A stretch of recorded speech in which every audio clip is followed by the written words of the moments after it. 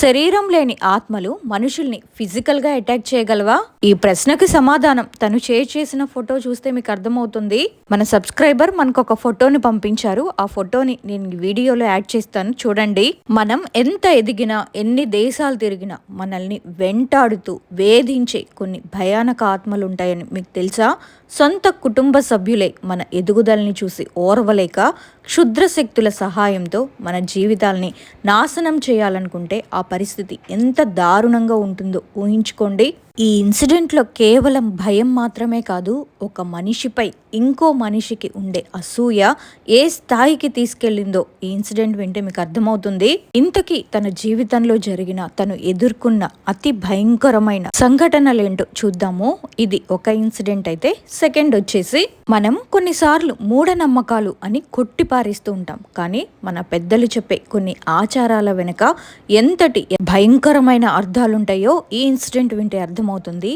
కేవలం ఒకే ఒక్క తప్పు, ఒకే ఒక్క అశ్రద్ధ వల్ల ఒక నిండు ప్రాణం పోవడమే కాకుండా ఆ కుటుంబంలో వరుసగా 5 ప్రాణాలు కోల్పోయారు. మంగళవారం రోజు చనిపోతే వచ్చే కీడు ఏంటో మీకు తెలుసా? ఈ ఇన్సిడెంట్లో చూద్దాము. ఇంకా థర్డ్ ఇన్సిడెంట్స్ వచ్చేసి పౌర్ణమి రోజున బయట తిరగద్దు అని పెద్దలు ఎందుకంటారో ఈ ఇన్సిడెంట్ వింటే మీకు అర్థమవుతుంది. పెళ్లి కాని ఒక అబ్బాయి ఆత్మ ఆ అమ్మాయిని వదలకుండా ఎందుకు వెంటాడింది? తను ఎక్కడ చూపించుకున్న నక్కి అసలు బయటపడకుండా ముప్పు తిప్పలు పెట్టింది ఆ కుటుంబాన్ని. ఒక అమ్మాయి 10 ఏళ్ల పాటు నరకం అనుభవించింది. తన ప్రాణాలని కాపాడుకోవడానికి ఆ కుటుంబం పడ్డ పోరాటం వింటే నిజంగా ఇలా కూడా జరుగుతాయా అనిపిస్తుంది. మరి అస్సలు లేట్ చేయకుండా ఎంతో ఇంట్రెస్ట్ గా ఉండే ఈ 3 ఇన్సిడెంట్స్ ని స్టార్ట్ చేయాలంటే మరి వీడియోలోకి వెళ్ళిపోదాం. దానికంటే ముందు గివ్ అవే విన్నర్స్ ని అనౌన్స్ చేస్తాను అని చెప్పాను కదా. నాకు ఎవరైతే హారర్ స్టోరీని షేర్ చేస్తారో వాళ్ళలో నేను 2 మెంబర్స్ కి ఇస్తాను అని చెప్పాను. నేను చేసిన ఈ 15 వీడియోస్ లో ఎక్కువసేపు ఏ వీడియోనైతే చూసారో సబ్స్క్రైబర్స్, ఆ వీడియోస్ని నేను సెలెక్ట్ చేశాను. ఫస్ట్ వీడియో వచ్చేసి 2 ఏళ్ళు ఒక ఆత్మతో నేను చేసిన ప్రయాణం, అండ్ సెకండ్ వీడియో వచ్చేసి బీజాపూర్ అడవుల్లో జరిపించిన తామసిక ఘోరతంత్రం హిజ్రాల రక్తబలి. వాచ్ టైం ప్రకారం వీడియోస్ ని సెలెక్ట్ చేశాను. సబ్స్క్రైబర్స్ లో ఎవరు సెలెక్ట్ అయ్యారో నేను ఈ వీడియో లాస్ట్ లో చెప్తాను. మీరు మాత్రం వీడియోని లైక్ చేసి, వీడియోని కూడా ఎక్కడ స్కిప్ చేయకుండా చూసి ఓన్లీ ఇన్సిడెంట్ గురించి మాత్రమే కమెంట్ చేయండి.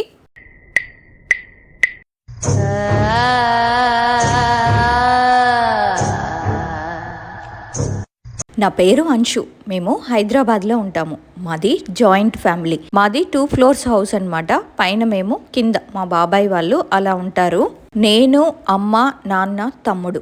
మా నాన్నకి ఒక అక్క, తమ్ముడు ఉన్నారు. మా బాబాయ్కి పెళ్ళైనప్పటి నుంచి కూడా మమ్మల్ని ఒక శనిలాగా పట్టుకుంది మా పిన్ని. మా దాంట్లో అమ్మ తరపున, నాన్న తరపున నేనే ఫస్ట్ అమ్మాయిని, మా తమ్ముడు ఫస్ట్ అబ్బాయి. మా ఇద్దరికి 5 ఇయర్స్ ఏజ్ గ్యాప్. మేము ముందు చాలా హ్యాపీగా ఉన్నాము. మా ఇద్దరిని చాలా అంటే చాలా ఇంట్లో వాళ్ళందరూ కూడా ప్యాంపర్ చేసేవారు. మాకేంటంటే ఒక షాప్ ఉంది, ఇల్లుంది. మా తమ్ముడు ఒక్కడే కొడుకు కదా, అందులోనూ ఆస్తి కూడా మంచిగా ఉంది వీళ్ళకి అని చెప్పి మా పిన్నికి ఒకటి ఉండిపోయింది. మా బాబాయ్కి పెళ్ళైన తర్వాత మా పిన్నికి ఫస్ట్ ప్రెగ్నెన్సీ కన్ఫర్మ్ అయ్యింది, పాప పుట్టింది. దాంతో మా పిన్ అయితే ఏడ్చింది, పాప పుట్టింది, నాకు పాప వద్దు, బాబే కావాలి అని. అసలు తనని ఆ పాపనే చూడలేదన్నమాట మంచిగా, నాకు బాబు కావాలని ఏడ్చింది. ఇంక అందరూ తిడితే అప్పుడు దగ్గరికి తీసుకుంది పాపని. దాన్ని కూడా మంచిగా ఉన్నప్పుడు చాలా కొట్టేదన్నమాట ఆ పాపని కూడా. ఇంక ఇది ఇట్లానే కంటిన్యూ అవుతూ వచ్చింది. ఇంకా మా తమ్ముడికి అప్పుడు ఏజ్ 11 ఇయర్స్ ఉంటాయి. అప్పుడు వాడికి ఏమైందో తెలియదు, బయటికి వెళ్ళాడు.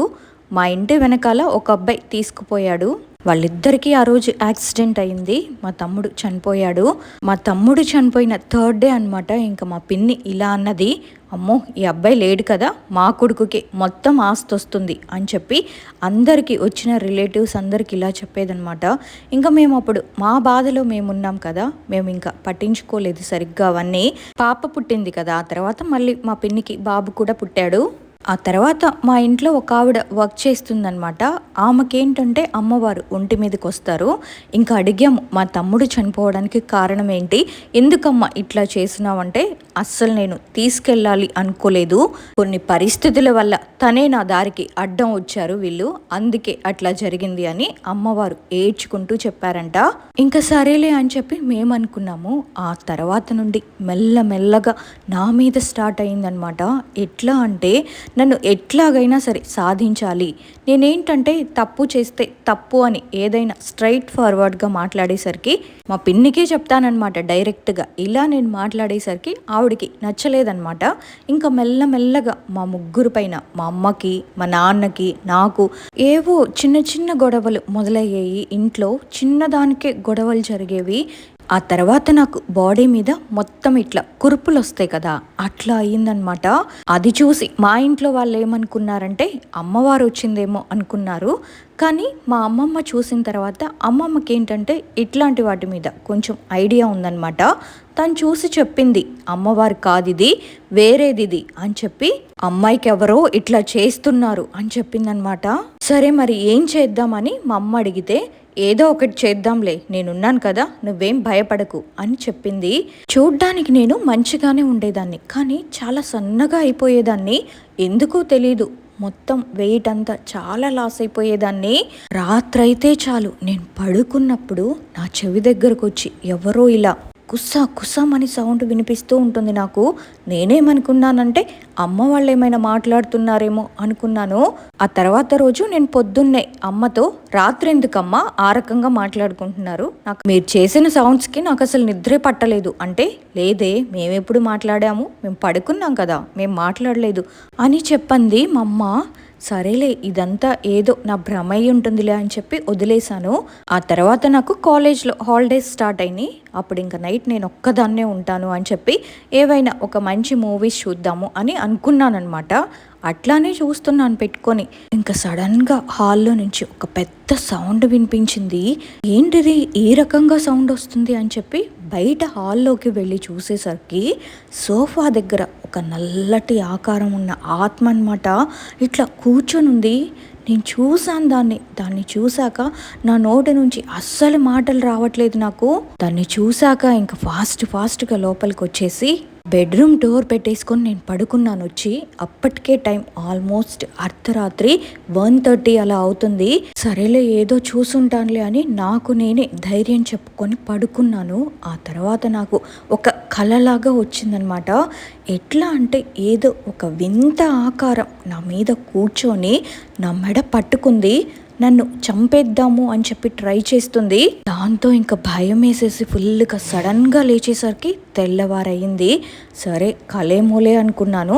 ఆ తర్వాత బ్రష్ చేసుకుందామని చెప్పి వెళ్ళి అద్దంలో నా మొహం చూసుకున్నప్పుడు తెలిసింది నాకు వచ్చింది అది కల కాదు, నిజంగానే జరిగింది, ఏదో ఉంది. అద్దంలో నాకేం కనిపించిందంటే నా మెడ మీద, నా బాడీ మీద మొత్తం ఇట్లా ఎవరో గోళ్లతో గీసినట్టు, రక్కినట్టు గీతలు పడిపోయి ఉన్నాయి. ఇంకా గోళ్లతో గీసిన గీతలు అవన్నీ చూసాక ఇంక నేను తట్టుకోలేకపోయాను. ఏదైతే అదైపోయింది, అమ్మమ్మకి చెప్పేద్దాము అని చెప్పి అనుకున్నాను.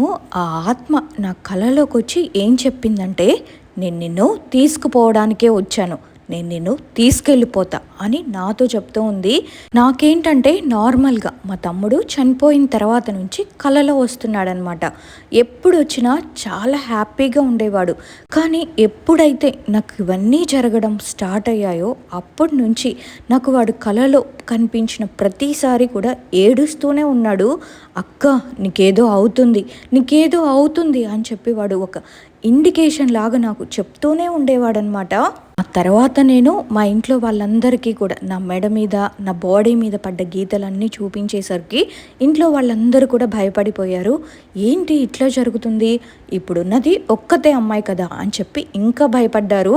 ఇవన్నీ నేను మా అమ్మమ్మతో చెప్పేసరికి తనేం చేసిందంటే, నార్మల్గా ఇప్పుడు ఎట్లా అంటే ఇట్లాంటి వాటిల్లోకి ఏమన్నా ఫస్ట్ చిన్నది అని చెప్పి అనిపిస్తే ఫస్ట్ ఇట్లా మాంసం అని ఉంటుంది కదా చికెన్తో, దాంతో దిష్టి తీసేసి ఎగ్స్, మాంసం వీటితో దిష్టి తీసేసి వాళ్ళలా చేసిన తర్వాత అసలు ఏమైందో ఏం జరిగిందో కూడా నాకు తెలియదు అనమాట.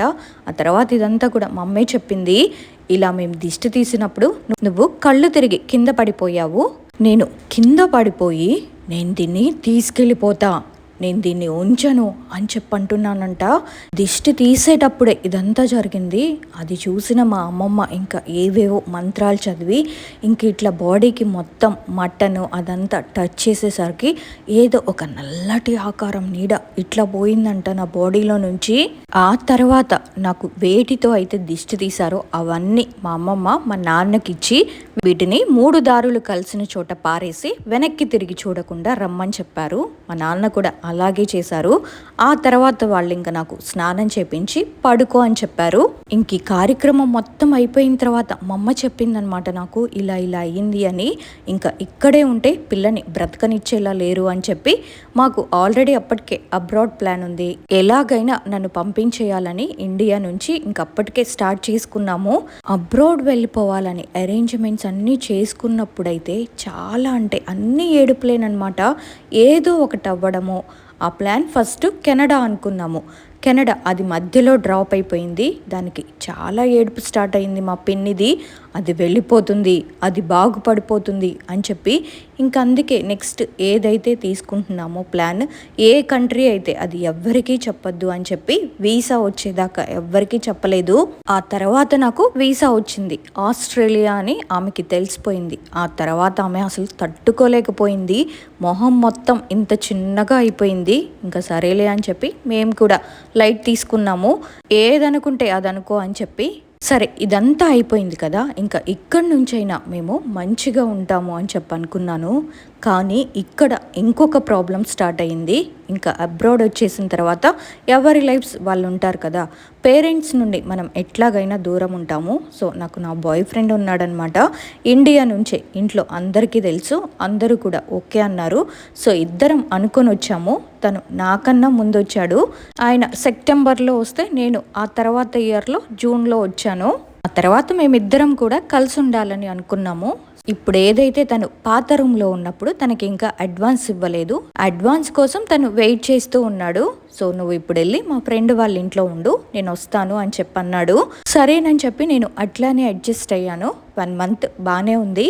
ఆ తర్వాత ఇక్కడ మా రూమ్మేట్స్ ఉంటారు కదా, వాళ్ళల్లో ఒక ఆమె ఉంటుందన్నమాట. ఆమెకి కొంచెం ఎట్లా అంటే ఇంకెవరైనా మంచిగా ఉన్నారంటే ఆమె తట్టుకోలేదన్నమాట.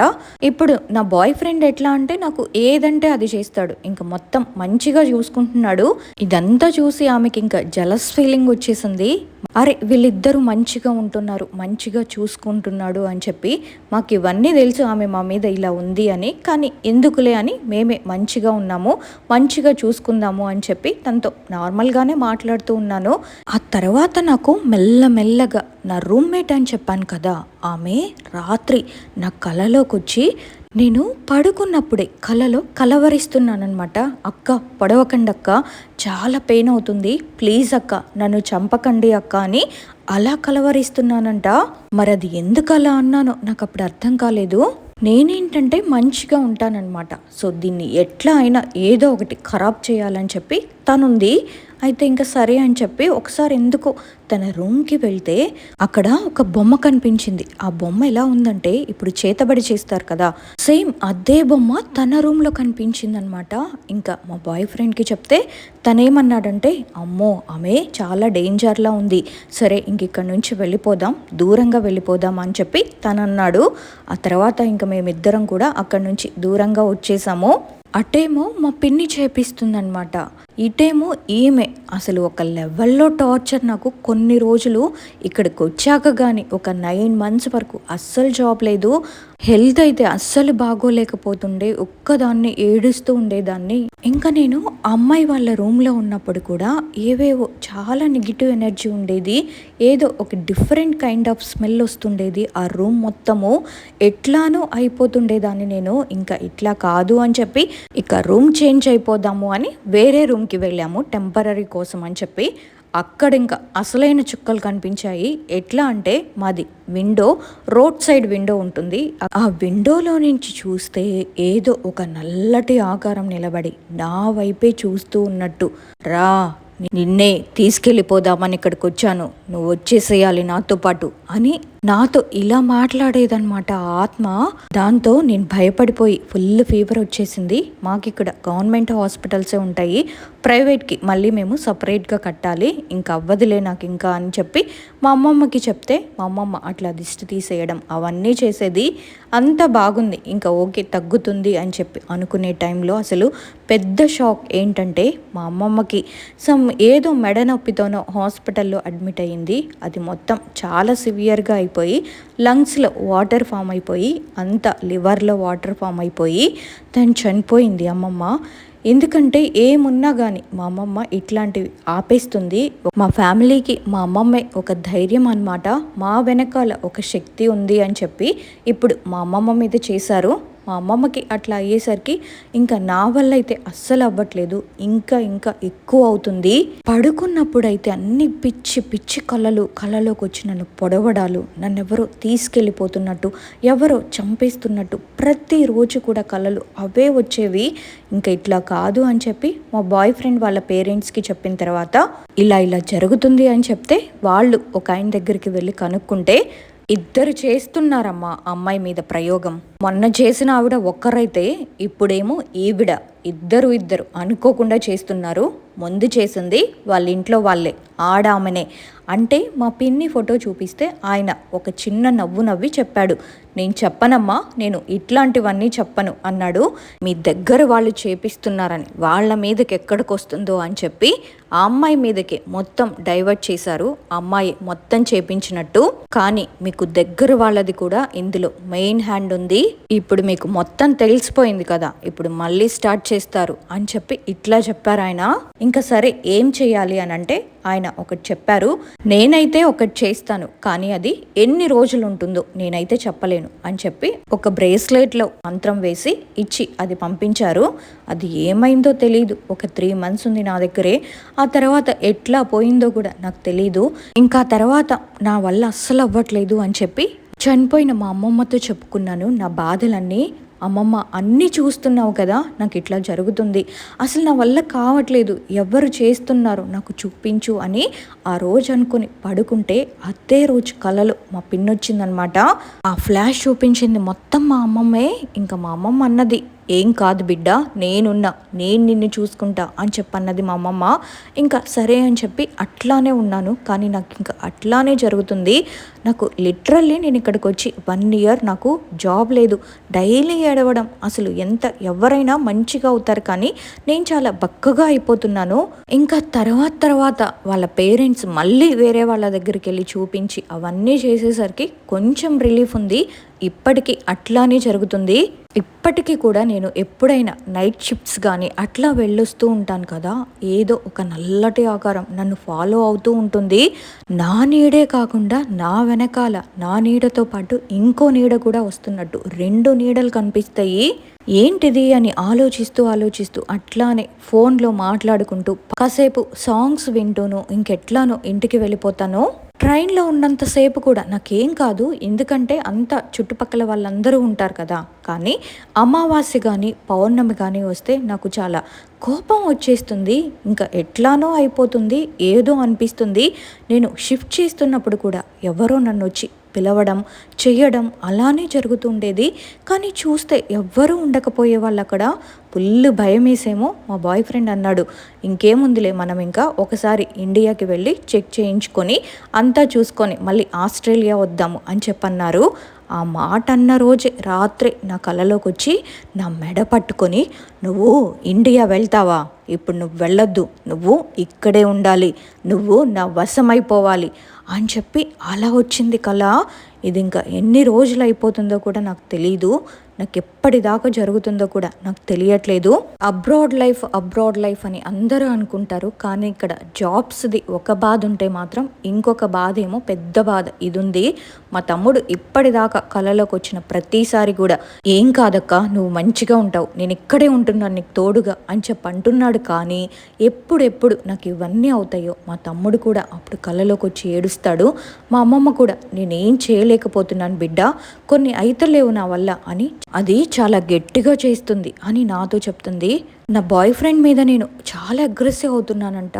అది ఎప్పుడు అవుతున్నానో కూడా నాకు తెలియట్లేదు.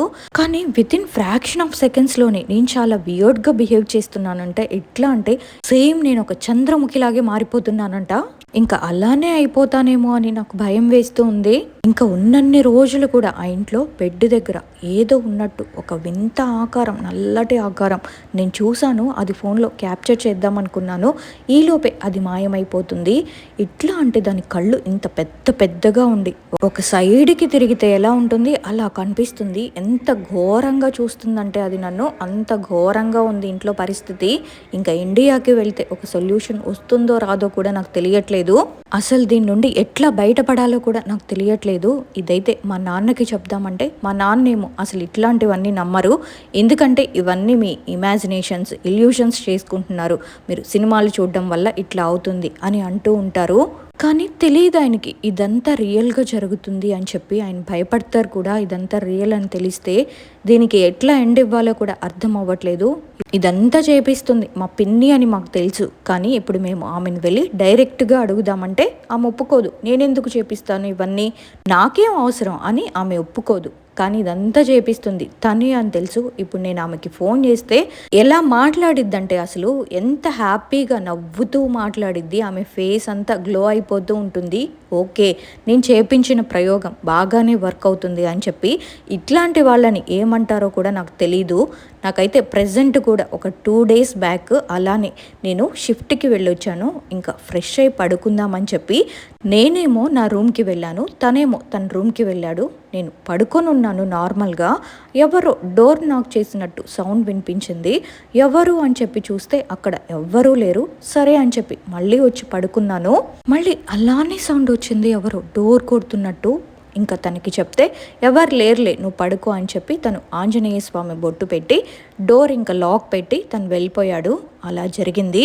ఆ తర్వాత రోజు నాకేమో హాఫ్ షిఫ్ట్ ఉంది, తనకేమో కంప్లీట్ షిఫ్ట్ ఉంది. సరే అని హాఫ్ షిఫ్ట్ చేసి వచ్చి పడుకున్నాను. తను వెళ్ళిపోయాడు. నేను చూశాను తను వెళ్ళిపోయాడు అని చెప్పి. మళ్ళీ ఒక 10 minutesకి వచ్చి నేను నా ఐడి కార్డ్ మర్చిపోయాను, నేను తీసుకుందామని చెప్పి వచ్చాను అని చెప్పొచ్చాడు రూమ్కి. నేనేమో రైట్ సైడ్ తిరిగి పడుకున్నాను. మా డోర్ ఎంట్రన్స్ ఏమో లెఫ్ట్ సైడ్ నుండి వస్తుంది. ఐడి కార్డు మర్చిపోయాను. ఏంటి నా ముందే కదా ఆయన తీసుకొని వెళ్ళిపోయాడు, ఎందుకు ఇట్లా అవుతుంది అని చెప్పి నేను తిరుగుదాం అనేసరికి నాకు అసలు తిరగడానికే అవ్వట్లేదు. మొత్తం చెమటలు పట్టేసి బాడీ అంతా నాకు చల్లగా అయిపోయింది. అసలు మా రూమ్లోకి వచ్చింది తనే కాదు, ఇంకెవరో నా పక్క నుండి ఊపిరి తీసుకొని వదులుతున్నట్టుగా సౌండ్ వస్తుంది.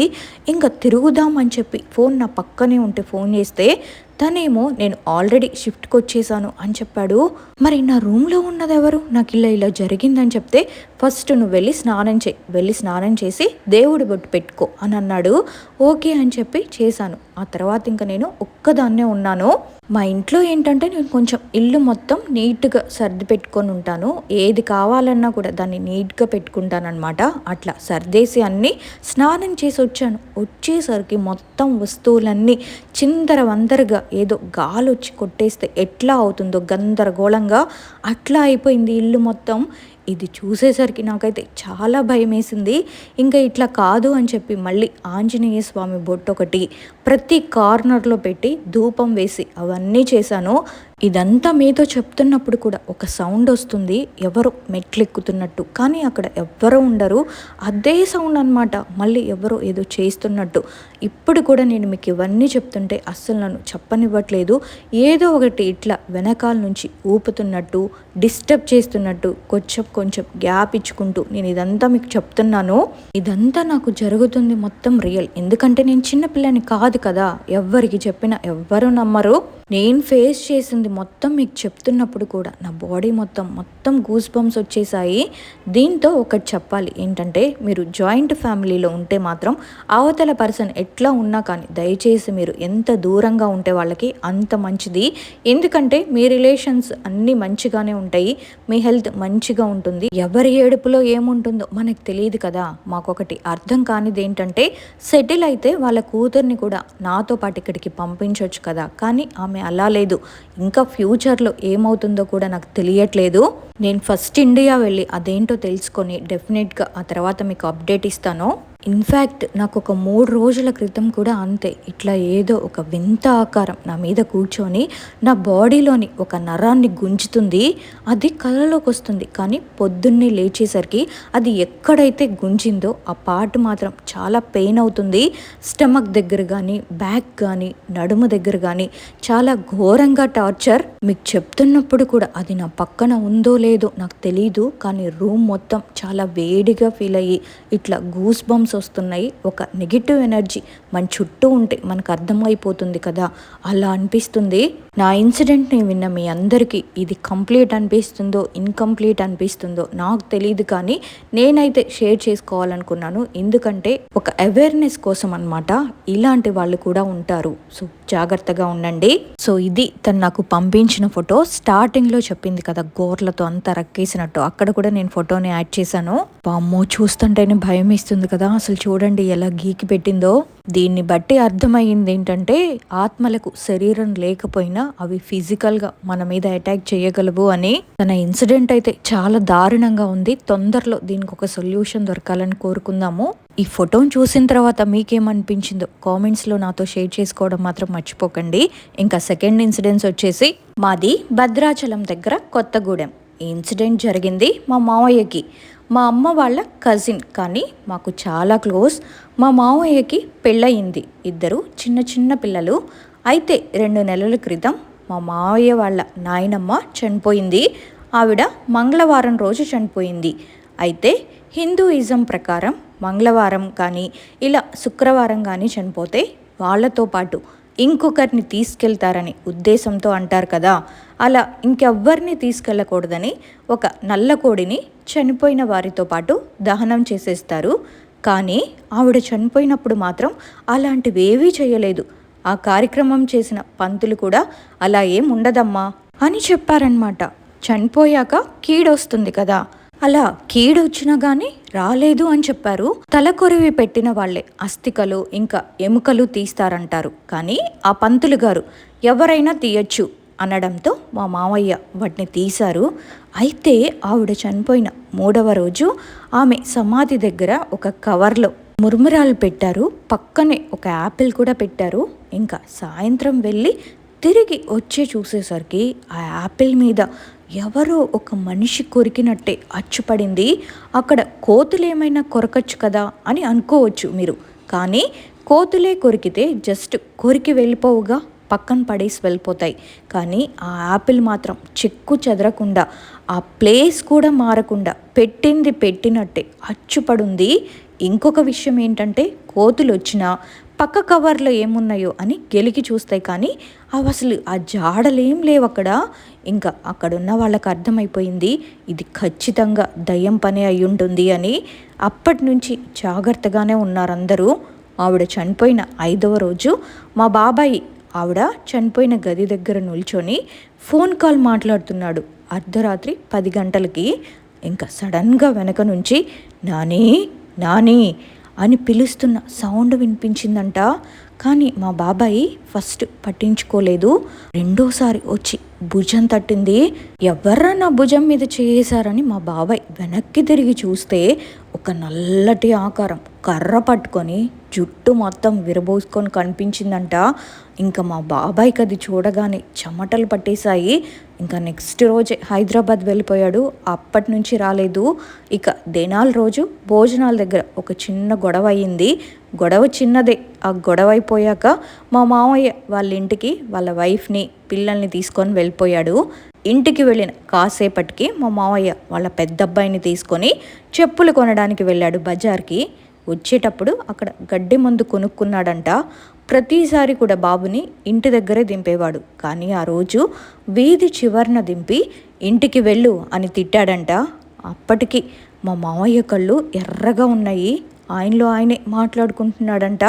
ఆ తర్వాత మా మామయ్య వాళ్ళ ఇల్లు కొత్తగూడెంలో, కానీ తను గడ్డి మందుని తీసుకొని పోయి ఆ నాయనమ్మ చనిపోయిన ఊరి చివర చెరువు గట్టు మీద తాగాడంట.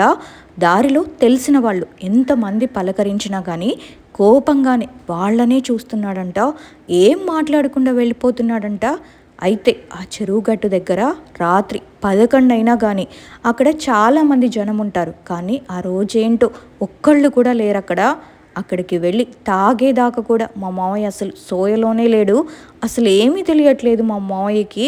తాగిన తర్వాత ఒళ్ళు ఒక్కసారిగా జలధరించింది. అప్పుడు సోయలోకి వచ్చి నా మూతికి ఏదో అంటింది అని మూతి తుడుచుకుంటే అప్పుడు అర్థమయ్యిందంట తనకి, అమ్మో నేను ఈ మందు తాగానా అని. వెంటనే ఇంకా వాళ్ళ వైఫ్కి కాల్ చేసి చెప్పాడు. ఆ తర్వాత తను ఇంటికి వచ్చి పడిపోయాడు కళ్ళు తిరిగి. ఇంకా వెంటనే హాస్పిటల్కి తీసుకెళ్తే డాక్టర్ ఏమో గడ్డి మందు చాలా డేంజర్ అమ్మా, ఇప్పటిదాకా దాన్ని తాగిన వాళ్ళు బతికినట్టే లేరు. ఆ గడ్డి మందుని దాదాపు ఒక 1/2 లీటర్ దాకా తాగాడినా అని చెప్పారంట. కష్టం అని చెప్పేసరికి ఇంకా ఖమ్మంకి తీసుకెళ్లారు.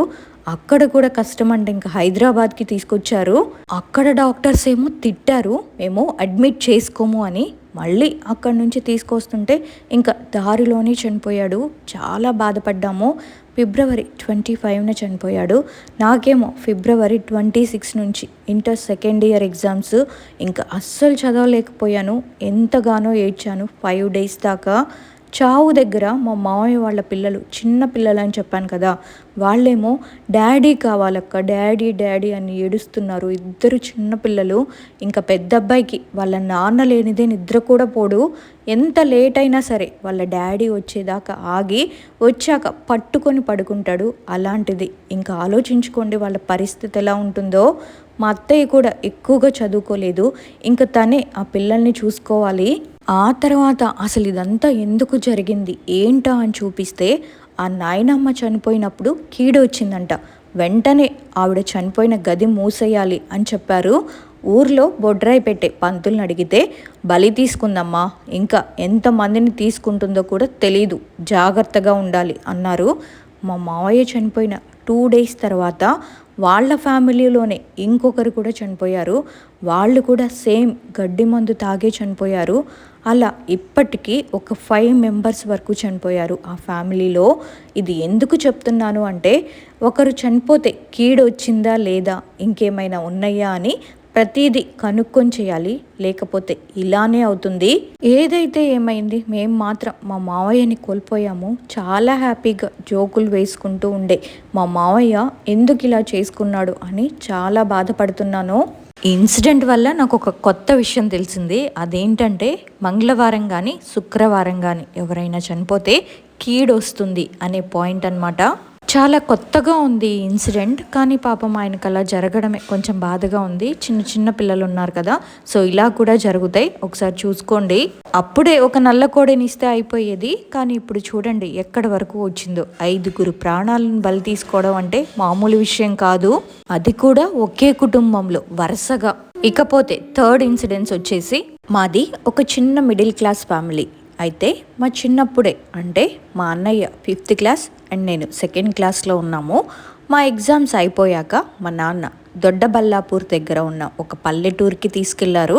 మేము మొత్తం 3, నాకు 2 అన్నయ్యలు. ఆ తర్వాత నేను 3rd క్లాస్కి అండ్ మా అన్నయ్య 6th క్లాస్కి జాయిన్ అయ్యాము. అయితే మేము ఒక రూమ్ని రెంట్కి తీసుకున్నాము. అంతా బాగానే ఉంది అనుకునే టైంకి సరిగ్గా ఒకరోజు నేను మా అమ్మ ఒడిలో పడుకొని ఉన్నాను. అప్పుడు సడన్గా నాకు ఒక కల వచ్చింది మా నాన్న మీద.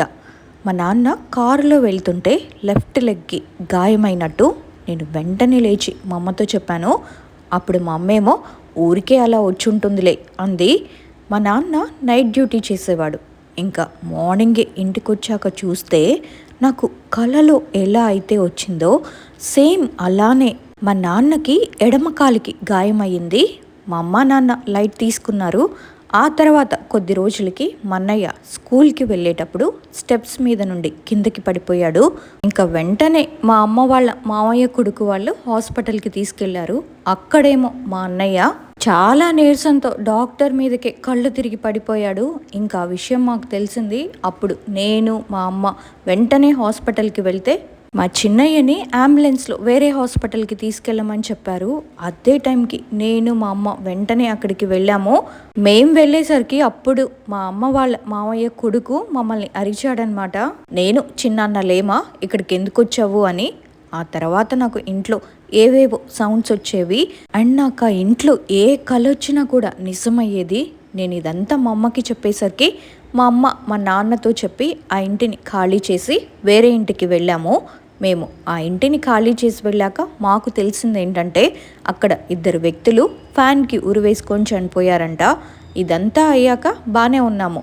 మేముండే ఊర్లోనే మా నాన్న వాళ్ళ పిన్ని కూతురు అంటే మా అత్త వాళ్ళు ఉండేవాళ్ళు. ఆ తర్వాత కొద్ది రోజులకి నేను స్కూల్లో పడిపోయాను. దాంతో నాకు చేతులు మొత్తం తోక్కుపోయి రక్తం కూడా వచ్చింది. ఇంకా అక్కడి నుంచి స్టార్ట్ అయింది నాకు. ఎప్పుడు అక్కడ పడ్డానో అప్పటి నుండి నా హెల్త్ అయితే అస్సలు బాగాలేకపోవడం, ఏదో ఒక హెల్త్ ఇష్యూస్ వచ్చేవి. అయితే ఒకరోజు మా నాన్న మా ఊరికి వెళ్ళాడు రేషన్ కోసమని. మా అమ్మ ఏమో ఫ్యాక్టరీకి వెళ్ళేది. నాకు ఫుల్ ఫీవర్ వచ్చిందని చెప్పి నేను స్కూల్కి వెళ్ళలేదు. మా అన్నయ్య మాత్రమే స్కూల్కి వెళ్ళాడు. ఇంకా ఇంట్లో ఎవ్వరూ లేరు. మా పెద్దన్నయ్య కూడా ఊరికి వెళ్ళాడు. అంటే మా ఇంటి పక్కనే ఒక అవ్వ ఉండేది. ఆ అవ్వ నేను చూసుకుంటాలే, నువ్వు ఫ్యాక్టరీకి వెళ్ళు అని మా అమ్మని పంపింది. అవ్వ నన్ను హాస్పిటల్కి తీసుకెళ్ళి డాక్టర్కి చూపించుకొని ఇంకింటికి వచ్చాము. అవ్వ ట్యాబ్లెట్ ఇచ్చి వెళ్ళి కొద్దిసేపు రెస్ట్ తీసుకో అని చెప్పింది. నేను ఫుల్ టైర్డ్గా ఉన్నాను కాబట్టి వెళ్ళి వాళ్ళ రూమ్లోనే పడుకున్నాను. నేను పడుకున్న కొద్దిసేపటికి నా పక్కన ఎవరో పడుకున్నట్టు అనిపించింది. అంతేకాదు నా గొంతు మీద ఎవరో పట్టుకొని గట్టిగా నొక్కుతున్నట్టు అనిపించింది. ఎంత గట్టిగా అరుద్దామనుకున్నా అస్సలు అరవలేకపోతున్నా. ఆ తర్వాత నేను అవ్వ దగ్గరికి వెళ్ళి, అవ్వ నేను లోపల పడుకోను, నీ దగ్గరే ఉంటాను అని చెప్పాను. దాంతో అవ్వ సరే అని నన్ను తన కాళ్లపైన పడుకోబెట్టుకొని అలాగే కూర్చుంది. ఈవినింగ్ అయ్యేసరికి ఇంకా మా నాన్న ఊరి నుంచి వచ్చాడు. నేను మా నాన్నకి చెప్పాను. అప్పుడు మా నాన్న ఏదో పీడకలు అయి ఉంటుందిలే అని అన్నాడు. అలాగే కొద్ది రోజులు నాకు మంత్లీ 15 టైమ్స్ అయినా హెల్త్ ఇష్యూస్ వచ్చేవి. మా నాన్నేమో నార్మల్ హెల్త్ ఇష్యూస్లే అని లైట్ తీసుకున్నారు. ఆ తర్వాత కొన్ని ఫ్యామిలీ ఇష్యూస్ వల్ల మా నేటివ్కి మేము రిటర్న్ అయ్యాము. అక్కడి నుంచి వచ్చాక నేను మెచ్యూర్ అయ్యాను. అప్పటి నుండి ఇంకా చాలా ఎక్కువ అయిపోయింది. నేను అన్నం తినేదాన్ని కాదు, అండ్ ఏదైనా తింటే వామిటింగ్ అయ్యేది. ఇలా అయిపోయింది. ఆ తర్వాత స్టమక్ పెయిన్ స్టార్ట్ అయ్యింది. మా అమ్మకి అప్పుడు అర్థమైంది ఏదో జరుగుతుంది అని. ఇంకా అమ్మ వాళ్ళు నన్ను వెంటనే తెలిసిన ఒక స్వామీజీ దగ్గరికి తీసుకొని వెళ్ళారు. అక్కడ వాళ్ళు ఒక తాయెత్తునిచ్చి పంపారు. అయినా ఏం లాభం లేదు.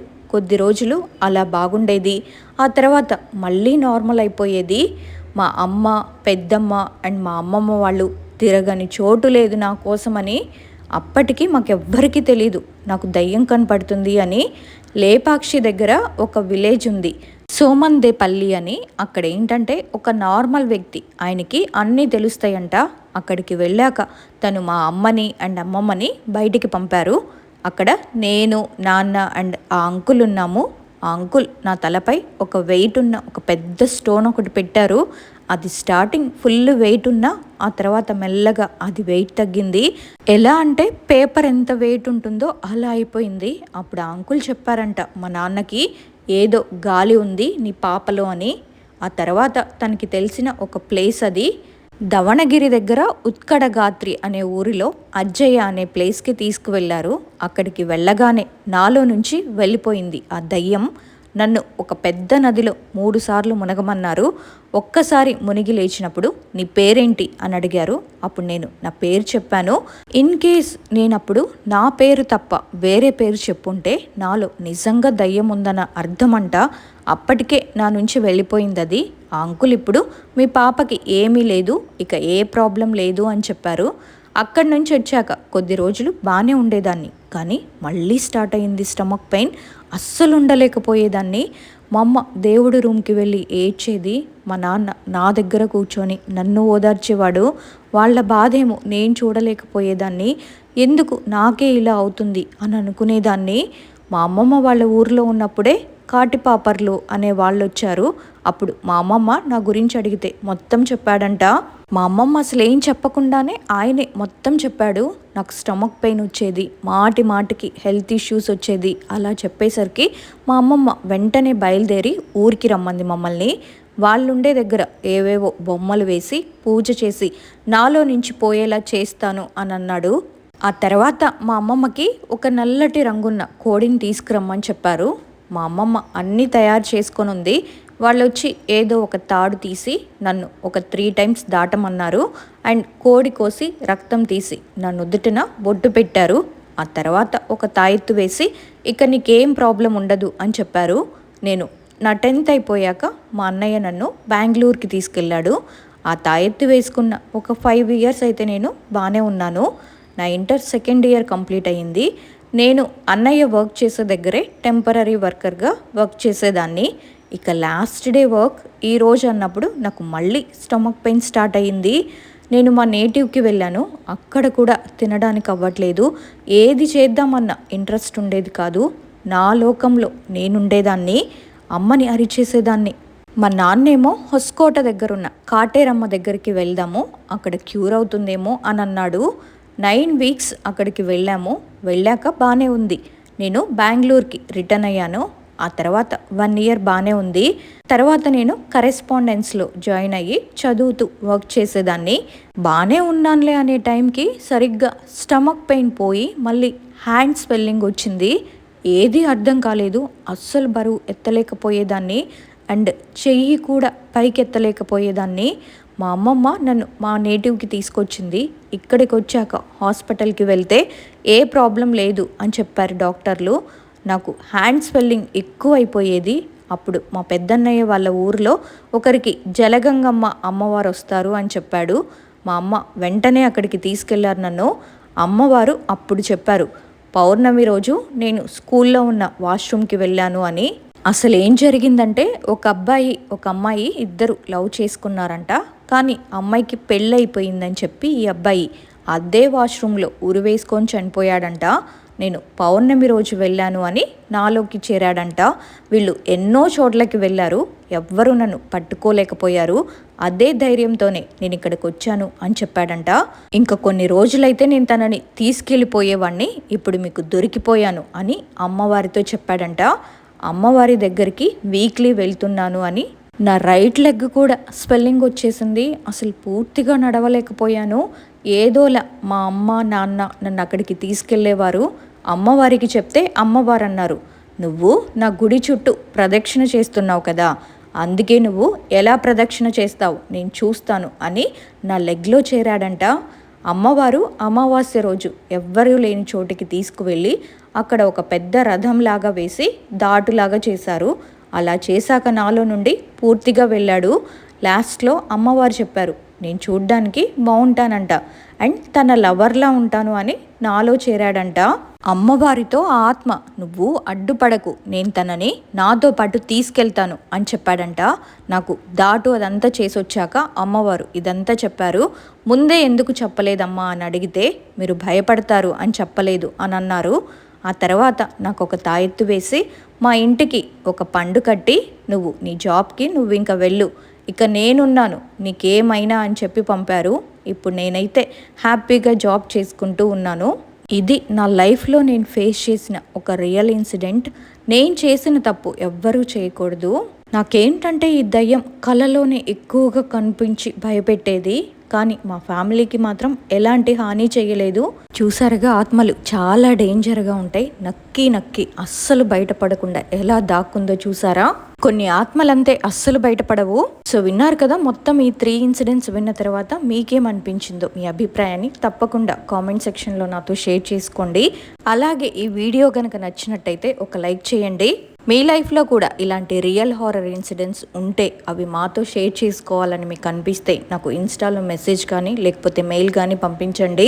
ఇకపోతే గివ్ అవేలో విన్ అయిన మన సబ్స్క్రైబర్స్ 3 ఎవరంటే, ఫస్ట్ విన్నర్ వచ్చేసి ఇడిగా ప్రభాస్ వరల్డ్ 344. ఈవిడైతే అసలు లాంగ్ వీడియోస్, షార్ట్ వీడియోస్ ఏది వదలట్లేదు. నేను అప్లోడ్ చేసే ప్రతి వీడియో కింద తన కమెంట్ అయితే కంపల్సరీ ఉంటుంది. సెకండ్ విన్నర్ వచ్చేసి భవ్య సుక్కాల 2860. థర్డ్ విన్నర్ వచ్చేసి గౌతమి ముచ్చర్ల 115. విన్నర్స్ అందరికీ కంగ్రాచులేషన్స్ అండి. మీరు నాకు ఇన్స్టాలో మెసేజ్ కానీ లేకపోతే మెయిల్ కానీ పంపించండి, correct address details and me bangle size. ఈరోజు ఈవినింగ్ వరకు టైం ఇస్తాను. మీరు రెస్పాండ్ అవ్వకపోతే మాత్రం ఇంకా చాలామంది నా ఛానల్ని సిన్సియర్గా చూస్తూ కామెంట్స్ పెడుతున్నారు, వాళ్ళని అనౌన్స్ చేస్తాను. నేను ప్రతిదీ గమనిస్తున్నానండి. చాలా సిన్సియర్గా అయితే పార్టిసిపేట్ చేస్తున్నారు. రాని వాళ్ళు అస్సలు డిసప్పాయింట్ అవ్వద్దు. ఎందుకంటే ఇది మంత్లీ నేను ఇచ్చే గివ్ అవే, ఏదో ఒక గివ్ అవేతో ఆగిపోదు. ఇంకా మన ఛానల్ 500K సబ్స్క్రైబర్స్ కూడా దగ్గరలో ఉంది కదా, ఇంకా నాకు ఇవ్వాలనిపిస్తే ఎక్కువ మందికి కూడా నేను ఇస్తానేమో. సో అదండి సంగతి. ఇంకొక మంచి రియల్ హారర్ ఇన్సిడెంట్తో మళ్ళీ కలుద్దాం. అంతవరకు మీరు కూడా జాగ్రత్తగా ఉండండి. Bye bye.